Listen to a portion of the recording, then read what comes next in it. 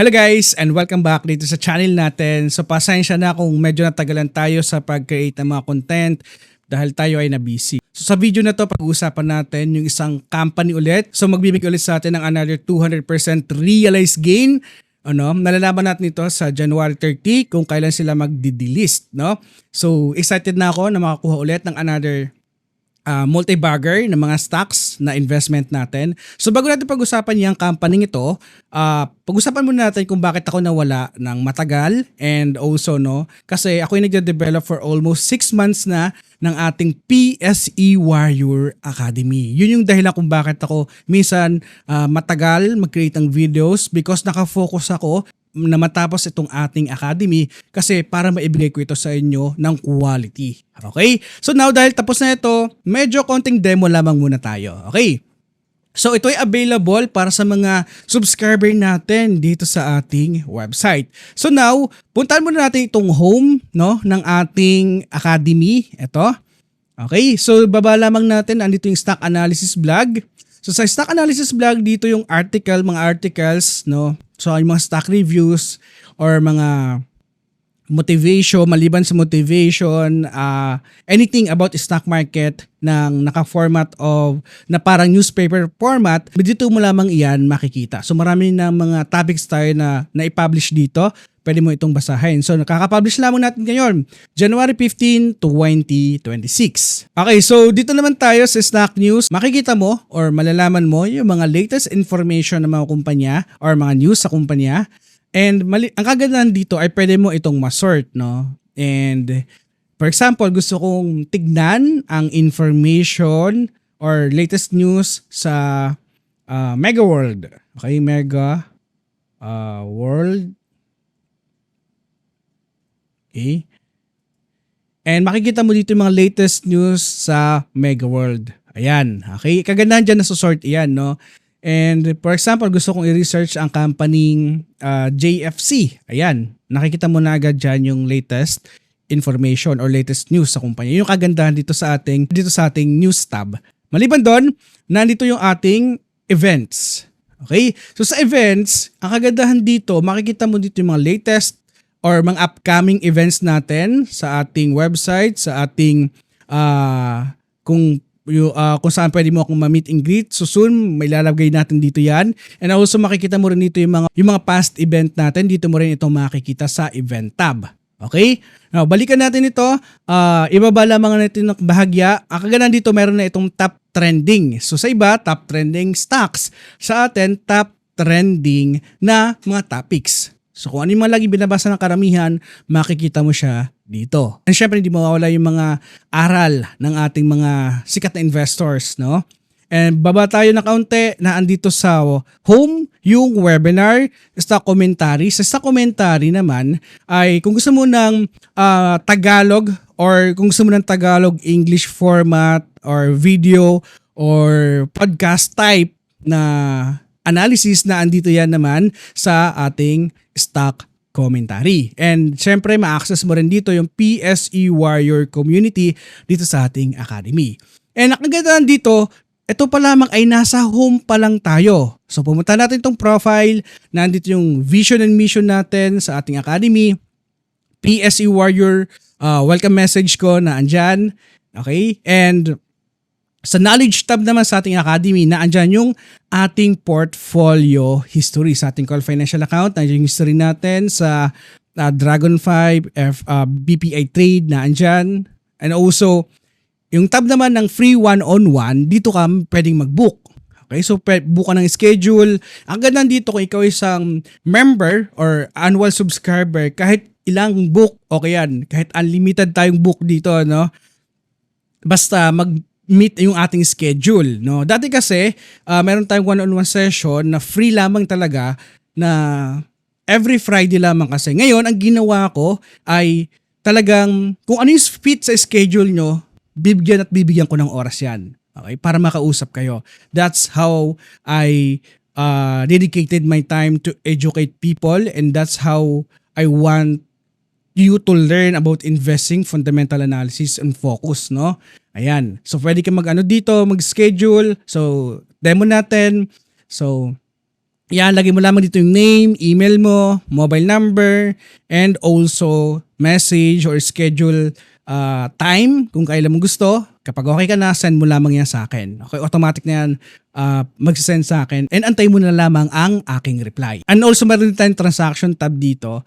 And isa sa pinaka-core ng ating academy, maliban sa one-on-one session natin, ay ito, Learn to Invest, How to. Yung sa tab na ito, meron 15 hours na structure videos from start to finish para maging malalim yung kaalaman mo sa fundamentals na andito yan. So yung mga bread and butter na hindi ko masyado nasasabi sa community, sa online or sa public, na andito yan lahat, no? And this is how I invest, I trade, no?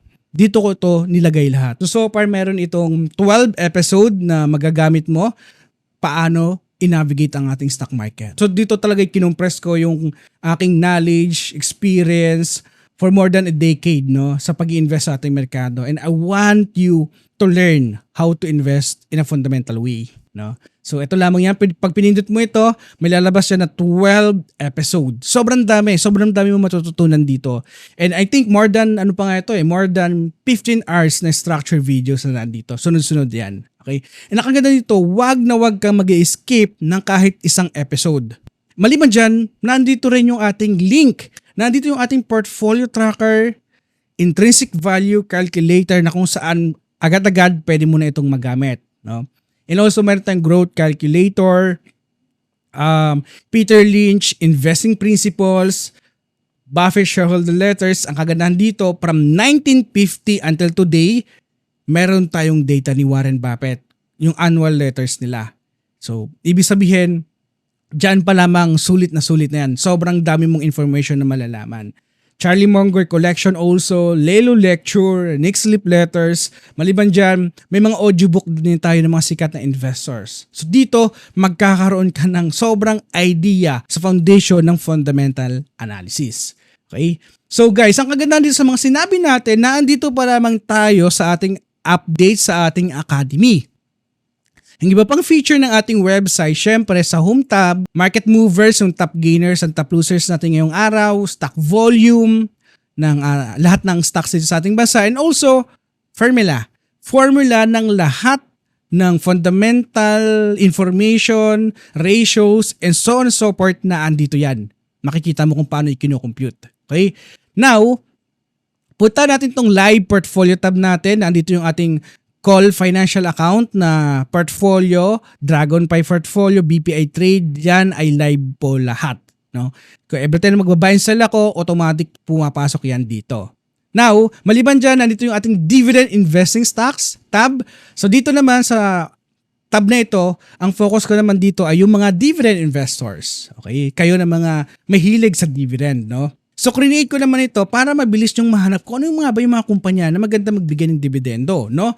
Hindi lamang for 5 years, hindi lamang for 10 years, but for 35 years, consistent na nagbibigay ng dividendo. So, kung titignan mo, kung re-research mo ito, example sa consistency screener, pindutin mo lamang yan. For example, gusto kong i-research yung mga kumpanya na nagbibigay ng dividendo for 35 years nang walang palya. Ano yung mga kumpanyang yon? Ito pala yung mga kumpanya.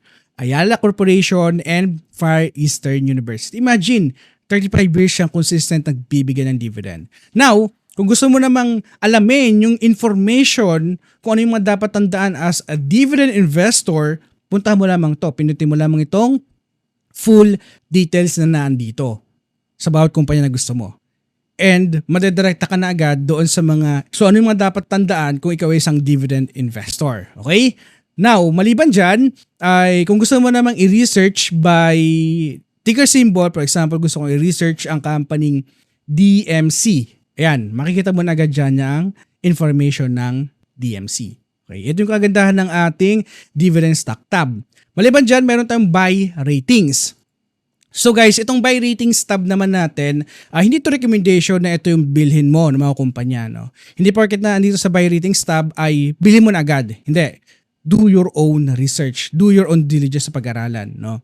So, nandito, yung mga stocks na nasa buy ratings list natin. Ang kagandahan dito ay pwede mo itong ma-review para makita agad yung fundamentals ng kumpanya, yung buong fundamentals ng company. So dito makikita mo nagkakaroon ng automatically support and resistance yung chart dito sa ating buy ratings tab. Ayan, makikita mo siya dito. Ito naman ay dedicated naman or dinedicate ko para sa mga mahilig mag-charting dyan. Automatic na gumuguhit ng support and resistance dito. Ayan, okay?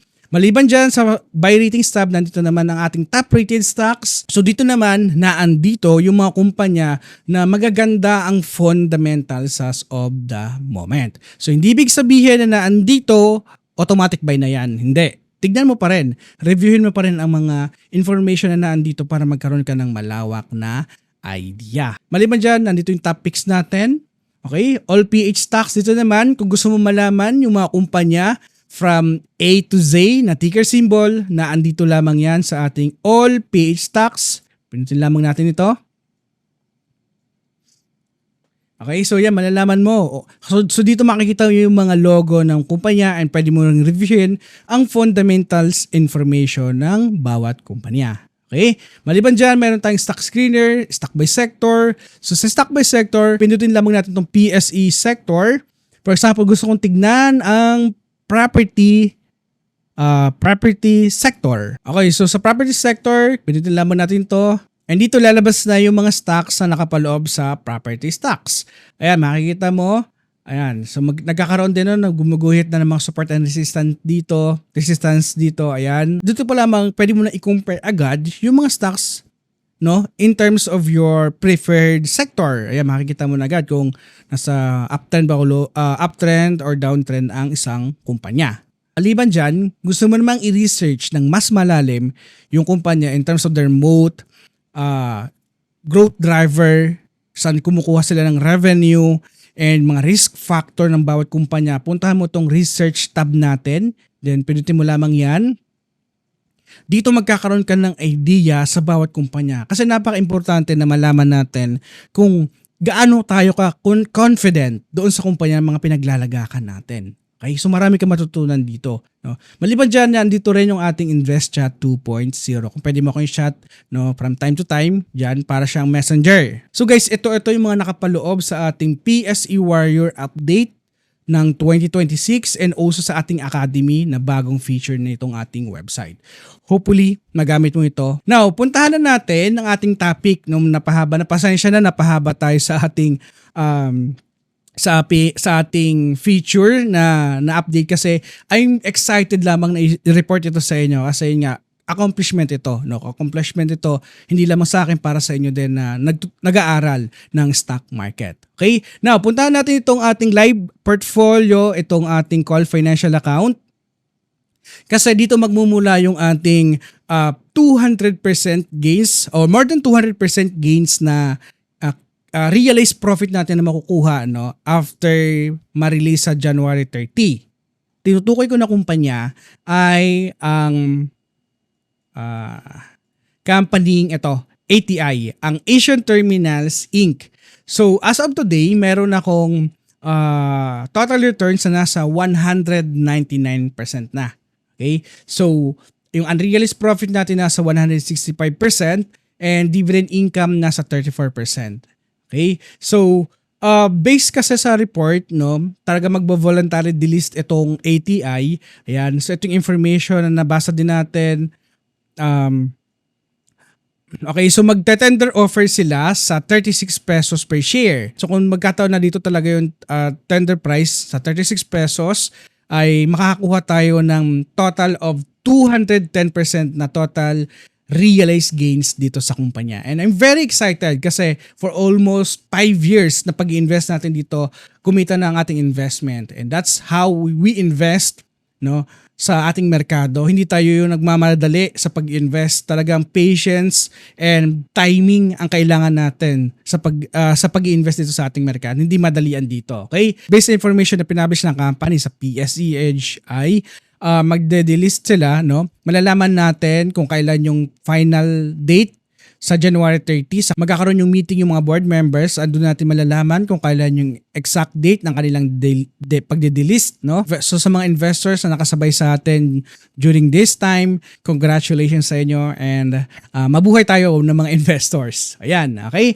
Now, syempre, meron din tayong data dyan, yung record kung kailan natin ito binili. Kasi hindi lamang tayo nagpa-publish ng ating gains, nakikita mo rin kung kailan tayo, makikita mo rin dito kung talo ba tayo or hindi sa ating mga record. Okay, so ito yung ating buy link sa kumpanya. Ito ay pinablish ko kung kailan ako bumili, October 7, 2021. Imagine, no?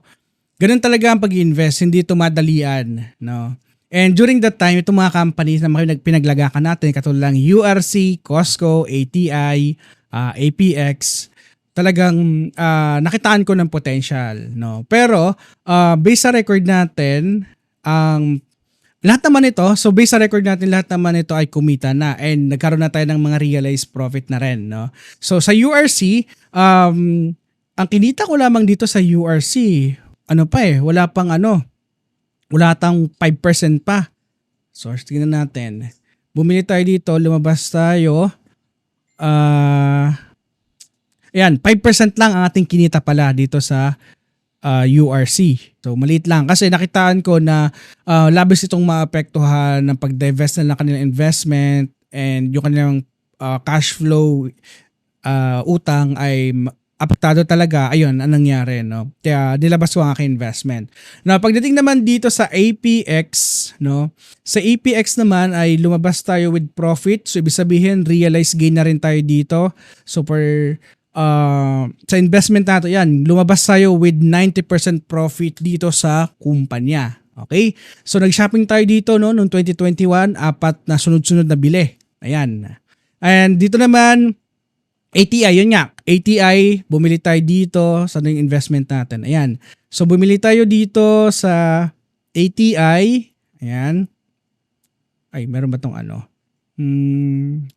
Yun. So, dito sa ATI, ayan, nabili natin nga ito sa 13 pesos per share. Ayan, APX 1.41, Costco 5 pesos, URC 136. Okay? Now, kung pumunta naman natin itong Costco, as of today, si Costco ay hawak ko pa. Yan. As of today, ang Costco kasi ay hawak ko pa. Okay, so, saan ba siya? Ito. So, si Costco ay as of today, meron akong total returns na nasa 61.85% sa kumpanya. So, not bad, no? For the past 5 years, ito na kinikita natin, knowing na ito ay isang blue chip stocks din. Kaya okay na sa akin yung 61% over the past 5 years na kinita dito, no? So, yan. So, I'm excited na, yun nga, makuha yung profit ko dito sa ATI. Malungkot na excited at the same time nga, kasi, yung bala ko talaga dito sa ATI, ilo-long term ko talaga ito, no? Kasi I really like the management. Yun nga, suddenly, ganun talaga sa stock market, hindi natin kontrolado kung magde-delist sila or hindi. No, hindi natin kontrolado yan. And yung makukuha kong proceeds dito at investment natin dito sa ATI, ipanglalagak natin ito sa mga iba pang opportunity. And lalo today, marami ako nakikitang opportunity na paglalagakan na ilalagay natin sa portfolio natin. No? Abangan nyo sa ating website, ipapublish natin kung ano yung mga kumpanya na pwede kong bilhin, no? Sa website natin to ipapublish lagi. So hindi na ako nagpapublish ng aking mga binibili sa YouTube, nandito na yan automatic sa ating website. Naka-focus yan. So, ngayon guys, kung gusto mong gamitin itong ating website and gusto mong gamitin yung aking approach kung paano mag-invest, no, in a fundamental way, gamitin mo itong ating PSE Warrior Academy kasi sobrang dami mong matutunan dito. And sa next episode natin, ipapakita ko sa iyo yung mga testimonial, no? Hindi lamang sa akin, maraming testimonial na kumikita sila using the fundamental ways. And this is the beauty of investing, no? Kaya naman I dedicated my time and effort to produce this content para sa inyo na nagsisimula mag-invest sa ating merkado. Okay? So hopefully guys ay magsunod-sunod natin ang ating mga content na may poproduce kasi tatapos na natin itong ating PSE Warrior Academy for almost 6 months na hirap. Ayan, meron na tayong resulta na nakikita. And pwede mo itong gamitin nyo na. And ako'y natutuwa kasi, yun nga, kakapublish lang natin itong ating academy. Marami na agad yung nagpabook sa ating one-on-one na free call, no? So ito yung kagandahan kapag meron tayong mga supportive community na kagaya nito na pinofocus natin ang fundamentals, no? Kasi dati wala nagfo-focus sa fundamentals, kaya ito yung binigyan natin ng focus, no? And also, Happy New Year, and nawa ngayong 2026 ay ma-achieve natin yung mga goals and aspirations natin sa buhay. Okay? And also, huwag mo kakalimutan, you have to share it to others. Okay? No matter what happened, ano may mga nakuha mong profits, ano may nakuha mong achievements ng 2025, you have to share to others ngayong 2026. Okay? Again, this is Pessy Warrior. Lagi nagpapaalala, invest wisely, and see you on the other side.